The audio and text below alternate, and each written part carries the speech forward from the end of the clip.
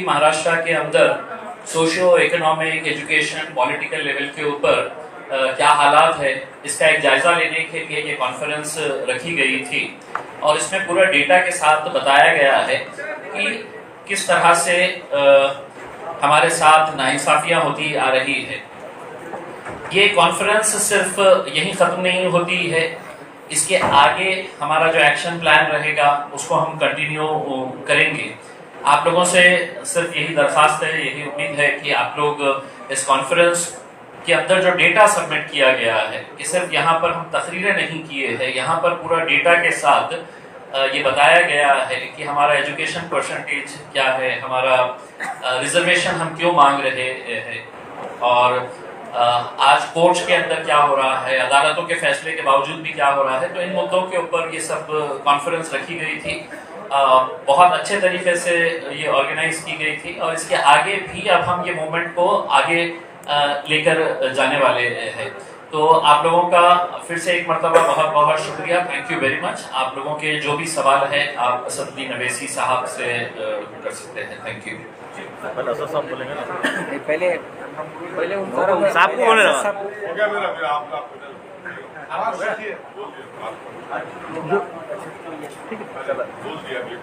नहीं असद साहब, इश्यूज क्या है, आपको क्या अहम इश्यूज लगते हैं, मतलब माइनॉरिटी डेवलपमेंट्स के बारे में महाराष्ट्र के खास तौर पर? नहीं, आपको क्या लगता है, क्या इम्पोर्टेंट इश्यूज है, बर्निंग इश्यूज क्या है?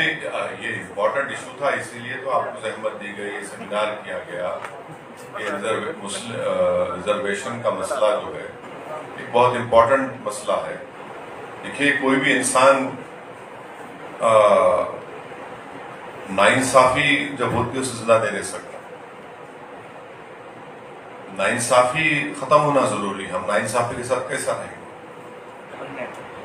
तो महाराष्ट्र के उन 50 कास्ट को, जिसको मुंबई हाई कोर्ट ने अपने ऑर्डर में कहा कि एजुकेशन में इनको 4% रिजर्वेशन मिल सकता है, इसलिए कि वो सोशली एजुकेशनली उनके बैकवर्डनेस का एक एम्पिरिकल डेटा है, तो उसको नहीं देना ये बहुत बड़ी नाइंसाफी है।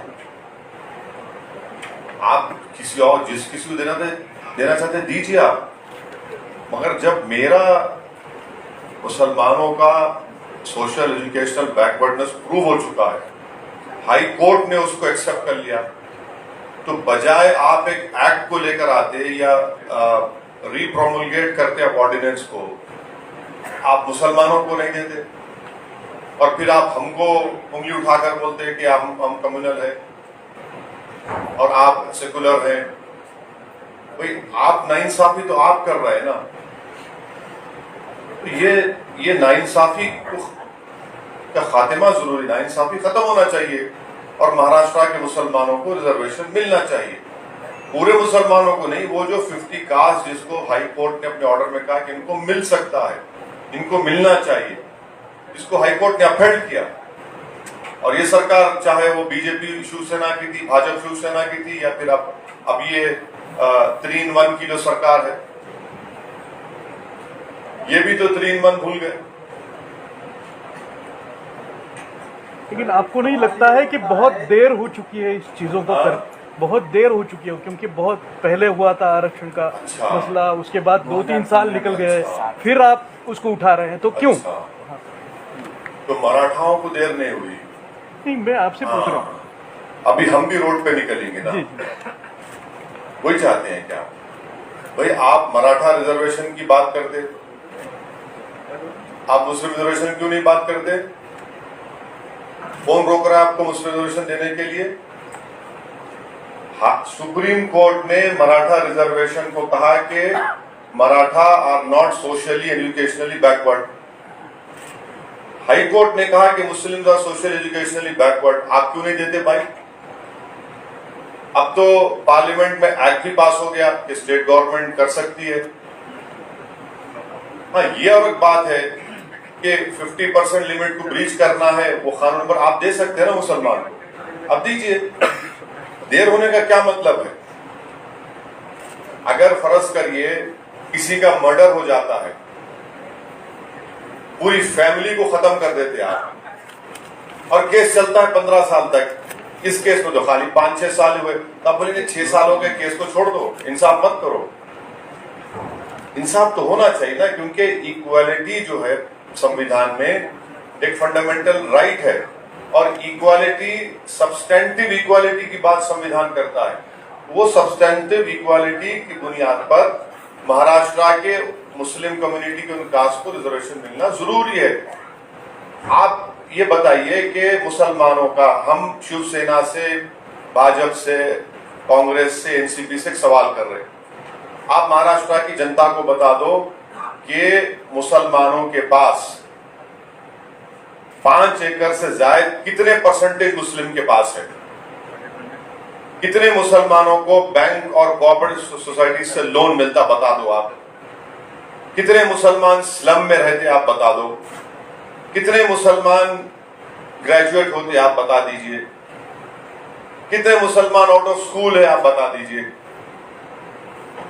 अब इसको आप बोलेंगे देर हो गई, देर हो कुछ हो, ये इंसाफ का मुद्दा है और इसमें देर की बात नहीं है, तो सिर्फ 5-6 साल पुरानी बात है।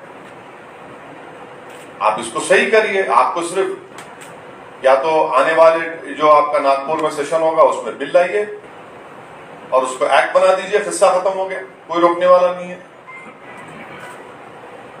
सर, जब भी मुसलमानों को रिजर्वेशन की बात आती है तो ये कहा जाता है कि मजहब की बुनियाद पर नहीं, ये देखिए, नहीं, ये मजहब की बुनियाद पर नहीं दिया जा रहा है। मुसलमानों में जो कास्ट है, जो जात है, जो बिरादरी है, उनको दिया जा रहा है।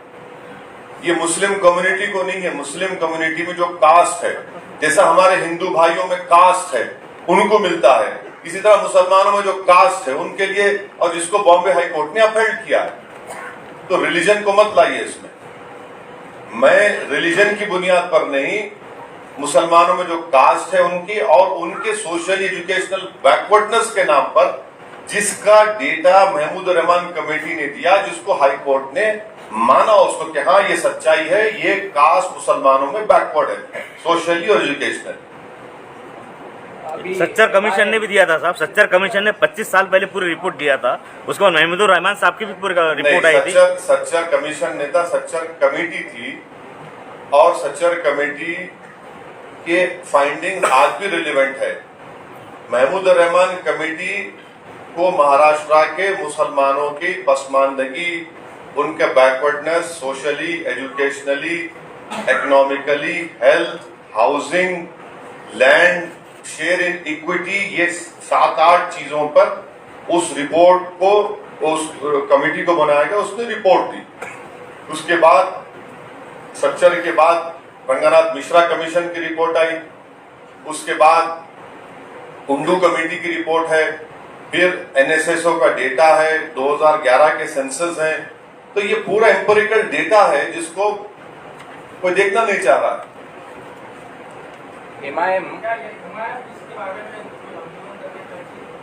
नहीं, हम इंशाअल्लाह ताला पूरे महाराष्ट्र में हम करेंगे और पूरे डिस्ट्रिक्ट्स में हम जाएंगे। इसका ऑलरेडी प्रोग्राम का ऐलान कर चुके हैं।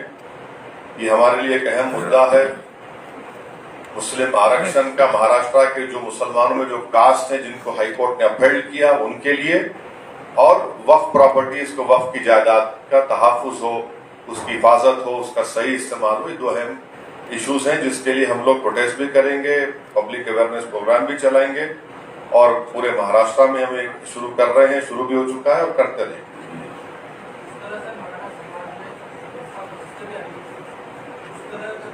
वो भी ऑप्शन है, सब करेंगे, पूरे options are on the table. बिल्कुल। ये नए काम के लिए कोई सियासी पार्टी आपके साथ जुड़ रहे हैं क्या? कौन जुड़ रहे हैं? सियासी पार्टियां जो साइड है, सब पॉलिटिकल। जरूरत ही नहीं, हम खुद बहुत बड़े हैं, इंशाल्लाह करेंगे। आपका साथ, आपकी दुआ रहेगी। वो जो जुड़ने का काम नहीं करना है, उनको खाली एक ऑर्डिनेंस या एक्ट बिल लेके आने का है। हम उनको वो एक बिल लेके आओ। नागपुर में जो असेंबली सेशन होने जा रहा है, आप एक बिल डालो मुसलमानों के लिए, बोल दो ना। आप दो महाराष्ट्र के मुस्लिम्स को दो, जिसको हाईकोर्ट ने अपहेल्ड किया है। आप पूरे ये बिल लाएंगे, वो बिल, ये बिल क्यों नहीं लेके आते आप? कौन रोक रहा आपको? लाना चाहिए। अगर नागपुर सेशन में ये बिल नहीं आता तो नागपुर सेशन में अगर ये बिल नहीं आता लड़ाई चलेगी, तो आपका लड़ाई मोर्चा चलेगी। नागपुर जाएगा मोर्चा? नहीं लड़ाई, अरे पूरे महाराष्ट्र में जाएगा, क्यों नागपुर के तक मुद्दा आप रोक दे रहे? पूरे महाराष्ट्र में जाएंगे, लड़ाई चालू रहेगी। हम अपना प्रोटेस्ट करेंगे, डेमोक्रेटिक राइट है, पीसफुल प्रोटेस्ट करेंगे, इस राइट के लिए हम लड़ेंगे। देखिए मैं हर चीज को बर्दाश्त कर सकता हूँ, नाइंसाफी के साथ और जी नहीं सकता। ये नाइंसाफी हो रही है हमसे। आरक्षण की लिमिट खत्म हो चुकी है, कैसा बोले? 50% के कैप जो है। अरे हाईकोर्ट ने कह दिया ना, हाईकोर्ट ने कहा कि मुसलमानों को दो, इनको दिया जा सकता है। हाईकोर्ट ने कहा एजुकेशन में दे सकते, एम्प्लॉयमेंट में दे सकते, क्योंकि एम्प्लॉयमेंट 50% क्रॉस कर गए थे। हाईकोर्ट ने कहा कि मुसलमानों का एजुकेशनल और सोशल बैकवर्डनेस है, मगर क्योंकि एजुकेशन में इनको दे सकते, एम्प्लॉयमेंट 50% क्रॉस कर एम्प्लॉयमेंट नहीं दे सकते, एजुकेशन में दो ना आप।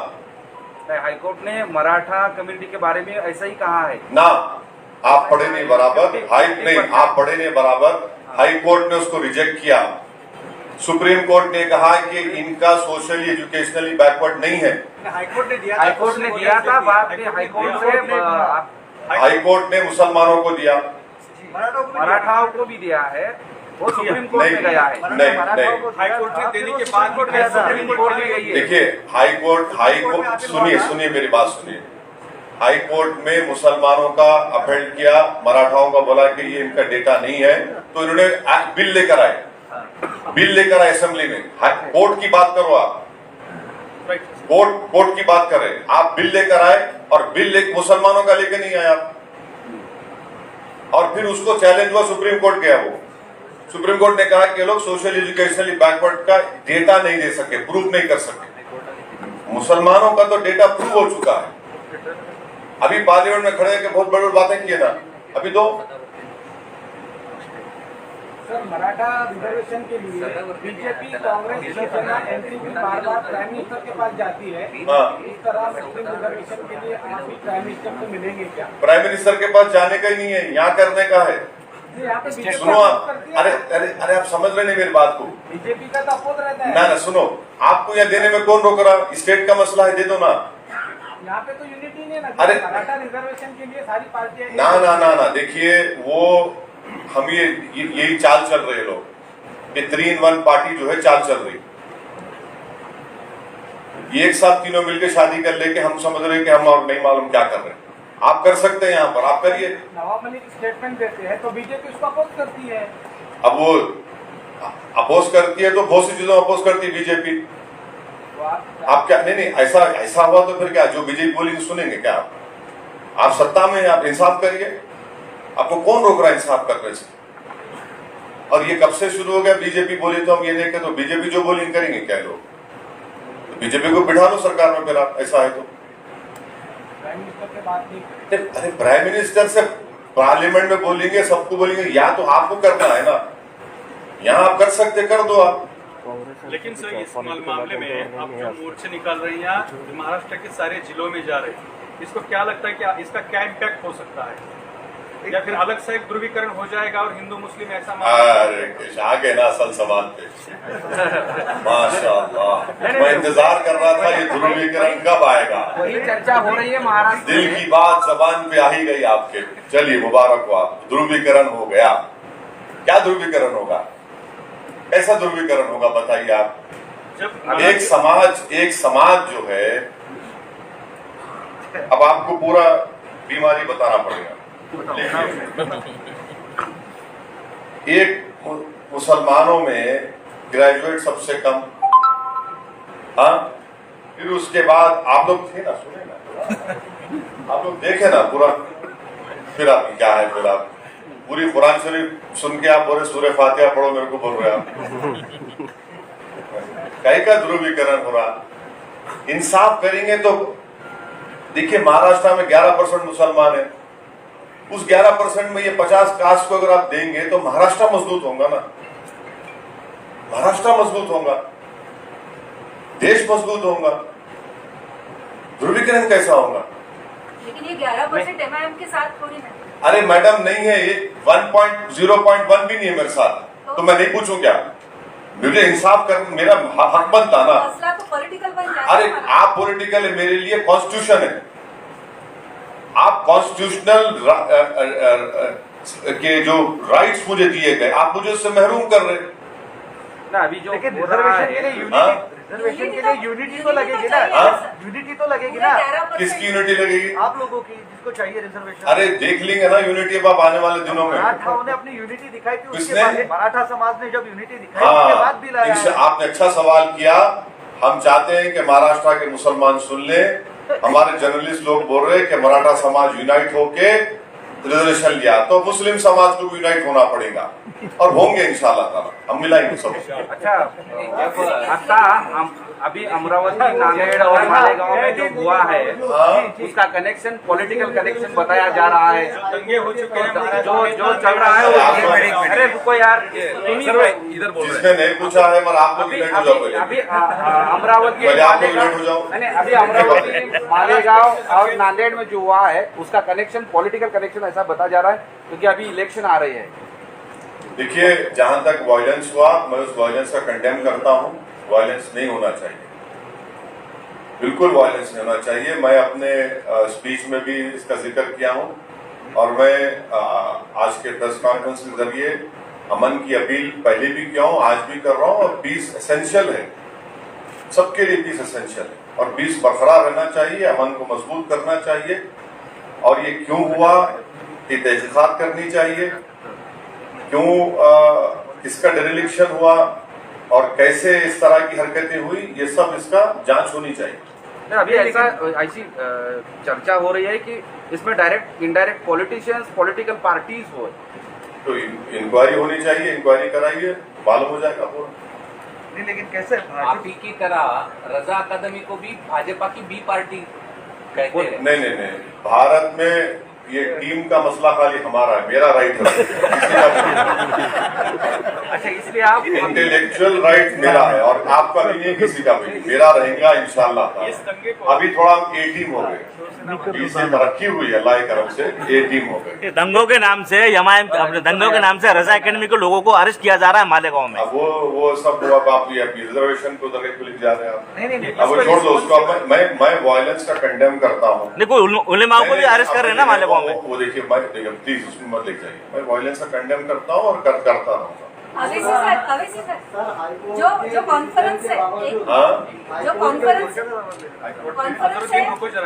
कॉन्फ्रेंस है और उससे 5 साल पहले भी जो बीमारी है वो डिटेक्ट हो गई है कि आरक्षण चाहिए, लेकिन अब बीमारी भी पता चल रही है और किस तरीके से जाना है वो भी पता चला है।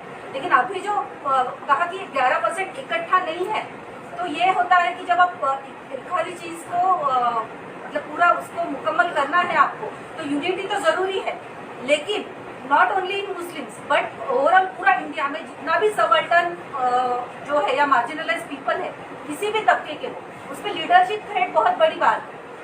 तो ये लीडरशिप थ्रेट का मसला जो है वो कैसे सॉल्व हो, क्योंकि जब तक वो नहीं सॉल्व होता तब तक मुद्दे तो मतलब उसका हल तो नहीं निकले।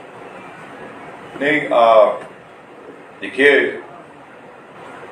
नाइंसाफी के खात्मे के लिए जो सरकार है, जो सत्ता में है, उनकी कॉन्स्टिट्यूशनल जिम्मेदारी होती है कि वो अपने डिसीजन से इस डिस्क्रिमिनेशन का, इस इनजस्टिस का खात्मा करें। रहा सवाल लीडरशिप का, तो एक बात ये समझना चाहिए कि आज अगर डिस्क्रिमिनेटेड और वीकर सेक्शंस के पास लीडरशिप नहीं है, तो इसका हरगिज मतलब ये नहीं है कि ये लोगों में इतनी ताकत नहीं है कि वो किसी सरकार को गिरा सके वोट के जरिए। लीडरशिप नहीं, सुनिए, लीडरशिप देखिए राजभर जी ने आपका साथ छोड़ दिया, तो लीडरशिप थ्रेट तो है ना। अरे मैडम, मैं भी और आप दुनिया का साथ छोड़ के जाएंगे ना एक दिन, उसमें क्या होने वाला है? दुनिया खत्म हो जाएगी क्या? वो सब छोड़ के जाने वाले हैं, ये सियासत है। कोई आता है, कोई छोड़ता है, हमको क्या करना है? हम अपनी जगह पे, अगर मैं अपनी जगह पे फर्म हूँ, अपने उसूल पर, अपने प्रिंसिपल्स पर, अपने मंजिल पर मेरी तवज्जो है, तो यकीनन मुझे अपनी मंजिल मिलेगी। अब कोई छोड़ के जाता है, कोई आता है, तो उनसे पूछना चाहिए क्यों छोड़ के भाग गए, तो उसमें मैं क्या कर सकता हूँ? मगर आपका जो बुनियादी सवाल है, यस, 11% मुसलमानों को आपने बहुत अच्छा मैसेज दिया। मैं आपका शुक्रिया अदा करता हूं कि जिस तरह मराठा समाज एक होकर अपनी लड़ाई लड़ा और भाजपा को, कांग्रेस को, एनसीपी को, शिवसेना को उन्होंने घुटने टिका दिए उनके। मगर मैं मराठा समाज को भी बोल रहा हूं, वो इतने खामोश क्यों है अभी? देखो हम तो लड़ रहे हैं, मराठा समाज बहुत खामोश बैठा है आजकल। क्या वो बातों में आ गए क्या शिवसेना के, एनसीपी के, कांग्रेस के, भाजपा के? चलिए मराठा समाज भी खड़ा हो जाए, हम भी साथ में खड़े होते हैं उनके, कोई बात नहीं। मगर ये सोचना पड़ेगा। और जहां तक सबाल्टर्न कास्ट का मामला, it is a very larger question, but I am be rest assured that there will be a voice, there is a voice. इस मुल्क में सबसे बड़ा अपोजिशन जनता है, और जनता में सबसे बड़ा अपोजिशन वो गरीब लोग है जो वोट का इस्तेमाल दौलतमंदों ज्यादा करते हैं, और वही सबसे बड़ा अपोजिशन है, वही निकलेंगे इंशाल्लाह। सर, मराठा एक साथ इतने बड़े पैमाने पे आए क्योंकि उनके पास में कोई पॉलिटिकल झंडा के साथ में गए नहीं, कोई पॉलिटिकल पार्टी उनके साथ नहीं। मजलिस का कितना सुनेगी मुसलमान, और कितने लोग आपके साथ आएंगे? अगर मजलिस के साथ लोग होते तो शायद आपको पिछले इलेक्शन में अच्छा सक्सेस हो जाता। सर, इसी से जुड़ा हुआ सवाल है। नहीं, अब ये सवाल जो है औरंगाबाद के एमपी को देना चाहिए। बोल। देखिए, हमने 27 नवंबर को एक नारा दिया था कि चलो मुंबई, और उसका मकसद यही था कि हम रिजर्वेशन, वक्फ की ज़मीनें और जो भी जहाँ पर भी इनजस्टिस हुई है उसको हाईलाइट करने के लिए हम ये 27 तारीख का जो ये है, आप जो एक सवाल कर रहे हैं कि आपको कितना समर्थन, हमारे जो मैडम ने भी सवाल किया है कि आपके पास तो यूनिटी नहीं है, आपके पास यही नहीं है। दिसंबर में हम मुंबई जाने वाले हैं, और आपको उस दिन ये एहसास होगा कि हमारी यूनिटी कितनी है और हमारी तादाद कितनी है। सर, मेरा सवाल पूछने का मकसद ये था, मराठा एक साथ इसलिए एक साथ रहे लास्ट तक क्योंकि कोई पॉलिटिकल झंडा लेके वो साथ नहीं चले। मस्जिद आपके साथ, मस्जिद के साथ मुसलमान क्यों आए? नहीं, वो झंडा लेके नहीं चले, मगर पीछे झंडा पकड़े के लोग थे, मालूम आपको? मालूम? हाँ, पीछे कौन पकड़े थे मालूम ना, हमको ही मालूम। पीछे तो सब लोग थे। हाँ, पीछे सब थे, बिल्कुल। अब हम सामने रहेंगे। आपके पीछे कौन है सर? कोई मुसलमान? हाँ, वो आप फिक्र मत करो, मुल्ला जी का मामला हम देख लेंगे, छोड़ दीजिए। आपके पीछे है कोई लेकिन झंडा लेके? अल्लाह है हमारे साथ, हमारे बीजेपी साथ रहेगी। हाईकोर्ट के फैसले के बाद गवर्नमेंट जो है तो मुसलमानों को रिजर्वेशन नहीं देगी यहाँ पर जी। तो क्या ये आपकी तहरीक कामयाब होगी? इंशाल्लाह उम्मीद पे दुनिया कायम है, कोशिश करेंगे, मेहनत करेंगे। इंशाल्लाह हमको यकीन है कि महाराष्ट्र के जो सेकुलर जहन रखने वाले लोग हैं, जो बड़ी तादाद में हैं, वो हमारी इस बात को समझ रहे हैं, नाइंसाफी को पसंद नहीं करते। उन तमाम का हमको साथ, उनका आशीर्वाद, उनका मोहब्बत मिले। अभी कॉर्पोरेशन और जिला परिषद नहीं, ये मुद्दा जो है एक बहुत बड़ा मुद्दा है, तो इस मुद्दे को लेके आगे बढ़ेंगे। पूरे महाराष्ट्र के मुसलमानों का मुद्दा है, इसको लेकर आगे बढ़ेंगे। इसको सिर्फ पॉलिटिक्स से मत जोड़ दीजिए आप, प्लीज। लोकसभा चुनाव में आपने वंचित के साथ इकट्ठा होकर चुनाव लड़ा था, उसका फायदा बीजेपी को हुआ, ऐसा लोग कहते हैं। अभी ये मुद्दा खत्म होने के बाद ये मुस्लिम आरक्षण का मुद्दा लेकर फिर किसी और पार्टी को समर्थन के लिए तो ये कुछ हो रहा नहीं, ऐसा भी सवाल उठाया जा रहा है। अरे आप थोड़ा स्टडी कर लेना भाई, आप स्टडी नहीं करते आप। अरे अब आप ये बोलो कि शिवसेना कांग्रेस एनसीपी से शादी क्यों कर ली? मेरी वजह से। अभी वो तो हमारे खिलाफ थे ना, अब मिल गए। असेंबली इलेक्शन में बताए ओवैसी ये वो बोले, तीनों मिल गए। अब पूरे भारत में 302 सीट बीजेपी लड़ी, उसका भी जिम्मेदार मेरे को दे दो आप। अब ऐसा हो गया तो ऐसा बहुत मुश्किल हो जाएगा ना, हर चीज के लिए आप बनेंगे नहीं। ओवैसी जिम्मेदार है, एमआईएम जिम्मेदार है, पब्लिक देख के सुन के बोलती भाई इन्हें क्या क्या जिम्मेदार है, किस चीज का जिम्मेदार है। नहीं, ऐसा तो नहीं है कि अभी एक्टिव आप जो एक्टिव हो रहे हैं, तो अभी इलेक्शन है ना कॉर्पोरेशन के और जिला परिषद के, इसके पहले आप थोड़ा एक्टिव हो गए। पिछले 2 साल में जब इलेक्शन खत्म हो गए उसके बाद में ना मुस्लिम आरक्षण का मुद्दा सामने लाए थे, ना किसी आंदोलन था, ना कोई वर्क नहीं था। ऐसा है सर, एक टाइम होता बीज बोने का, एक टाइम होता फसल काटने का, समझे ना? अभी आरक्षण चलिए, का भी अभी और कोई- साहब ये हेलो साहब आखिरी आखिरी अरे मैं चाहता हूँ आपका, मेरे को मालूम और मेरे को भी जाना है। साहब ये सीडी आप एक एक आदमी 3-3 सवाल कर रहे हैं, थोड़ा बचा के रखो आइंदा के लिए, फिर आता हूँ। सीडीपीपी की पहली कॉन्फ्रेंस है ये। सीडीपी का जो निर्णय हुआ है कि अहमदाबाद में रास्ते के ऊपर जो मटन हो या अंडा हो बेचा नहीं जाएगा, तो इसके ऊपर आप क्या कहना चाहते हैं? अगर वहाँ सक्सेस हो गया तो देश के दूसरे इलाकों में भी लगाया जाएगा उसको? देखिए, ये समझ में नहीं आ रहा कि वेजिटेरियन बंडी रह सकती, नॉन वेजिटेरियन नहीं रह सकती। नॉन वेजिटेरियन होटल में खा सकते, बाहर नहीं खा सकते। तो होटल में तो दौलत बन जाएगा ना। अब चाय बेचने वाला, चाय बनाने वाला तो बंडी पे ही गोश्त खाएगा उन्हें। अंडे बेचने वाले, और एक बात समझिए कि मेजॉरिटी उसमें नॉन मुस्लिम्स हैं, जिनको आप एम्प्लॉयमेंट से महरूम कर दिए। इतनी गरीबी है, इतनी परेशानी है। और अहम बात यह है कि गोडसे का स्टैचू लगता है, पर आपको बंडी की फिक्र है, गोश्त की बंडी की। गोडसे का स्टैचू लगता है, उसके ऊपर कुछ नहीं बोलेंगे। तो आप ये तो एंटी पोर स्टेप है ये। आप तो गरीबों को उनका पेट काट दे रहे हैं। आप ये बोल रहे हैं कि हाँ, जिसके लिए पैसा है गाड़ी में जा, होटल में बैठ के खा, जो बंडी पे गरीब है नहीं खा सकता। तो गलत है बिल्कुल ये। ओवैसी साहब यूपी में एक स्पीच दिया था कि अमित शाह जब तक मुसलमानों के बारे में कुछ ना बोले उसको नींद नहीं आती। हाँ। तो उसी तरह औरंगाबाद में भी एक अमित शाह है जो जब तक खासदार इम्तियाज जलील को ये कहता है कि वो गलती से चुन के आए हैं, जब तक उसको नींद नहीं दोनों भाइयां हैं एक दूसरे के। Thank you. ओवैसी साहब क्या फालतू सवाल।